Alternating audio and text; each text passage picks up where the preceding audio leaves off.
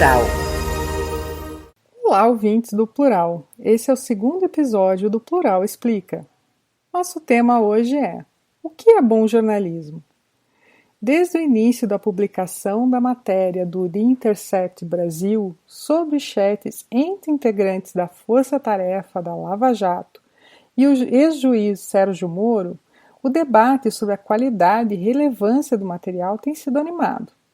Não é novidade. Sempre com conteúdo jornalístico agita o país, em paralelo sempre se discute se a decisão de publicar foi correta, se a reportagem tem qualidade e relevância, se o jornalista ou o veículo são isentos ou tem uma agenda oculta. Na realidade, bons jornalistas debatem as mesmas coisas todos os dias. Cada vez que decidimos que se vamos publicar algo ou não, são exatamente essas dúvidas que precisamos responder. Mas afinal, existe um bom jornalismo? Como que a gente define esse tal de bom jornalismo? E o que é credibilidade? Há veículos com mais credibilidade do que outros? Como que a gente mensura a qualidade do trabalho jornalístico? Pois bem, vamos começar as conversas estabelecendo um conceito importante. Primeiro, o que são fatos? Considere o seguinte. Primeira afirmação. Ana tem 1,71 m de altura. Segunda afirmação. Ana é alta. Qual é o fato? Você respondeu certo se você disse que o fato é que a Ana tem 1,71 m de altura.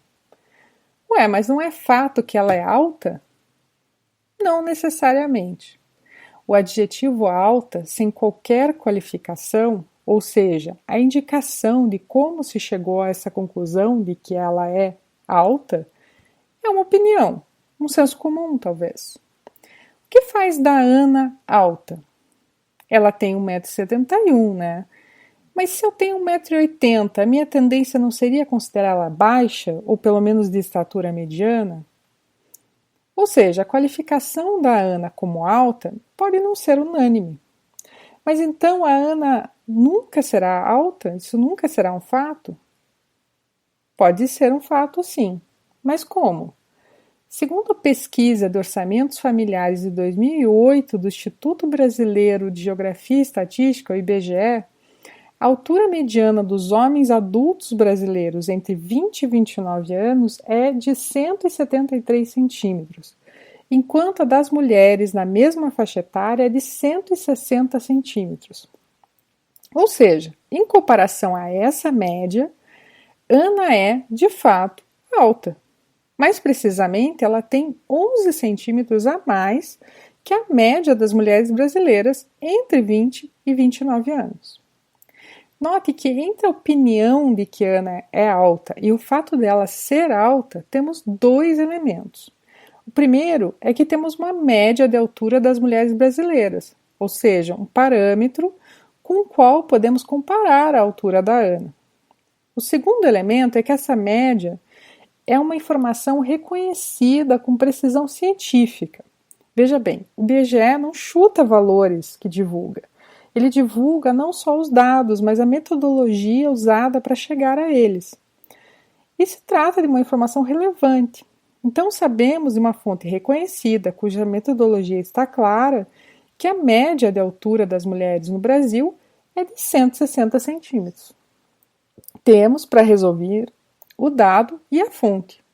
O dado é preciso e tem uma metodologia de obtenção. E a fonte é a primária, ou seja, é o próprio IBGE que pesquisou esse dado e a gente pegou essa informação do site deles, né? Simples, não? Pois é assim que se avalia a qualidade do jornalismo. Uma reportagem é tão boa quanto os fatos contidos nela e as fontes desses fatos. O efeito prático disso é que não existe um jornal bom, um veículo jornalístico com credibilidade. A qualidade do jornalismo é sempre medida caso a caso, reportagem a reportagem. Claro que é mais comum que jornais que publicam conteúdo de qualidade com frequência continuem a publicar conteúdo de qualidade. Isso porque o jornal é um produto, como qualquer outro produto, e seu diferencial dele, ou o diferencial nosso é a qualidade jornalística, na medida do possível, essa característica será preservada. Mas mesmo jornais bons cometem erros e tomam decisões ruins. É algo intrínseco ao exercício da profissão. Nós estamos aqui justificando o mau jornalismo, que é o hábito de frequentemente tomar decisões ruins e cometer erros.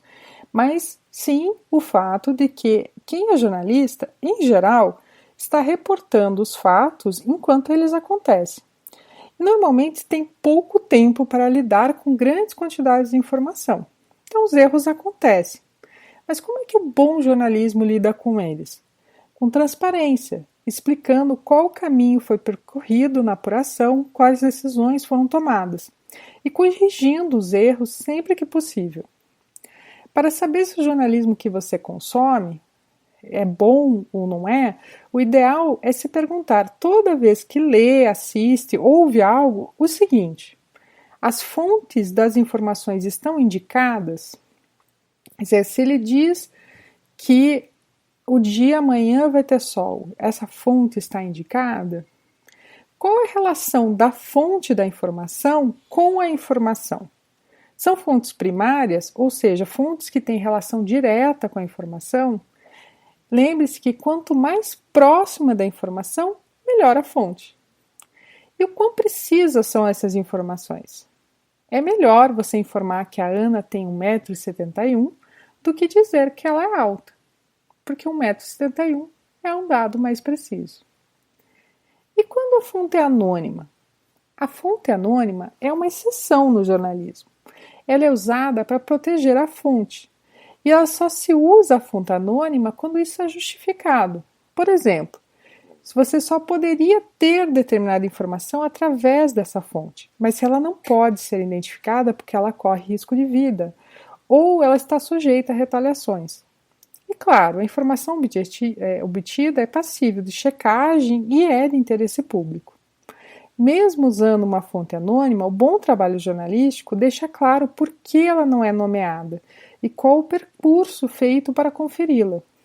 Você percebe isso na leitura do material, na hora de assistir a reportagem. Ou seja, os elementos para você julgar a qualidade do material jornalístico estão todos no material jornalístico.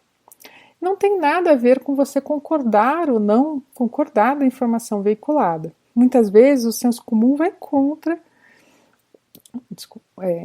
Muitas vezes a informação da reportagem vai contra o senso comum, contra o que sabemos do mundo. Mas isso não faz da informação uma informação ruim. O que faz é a origem dessa informação.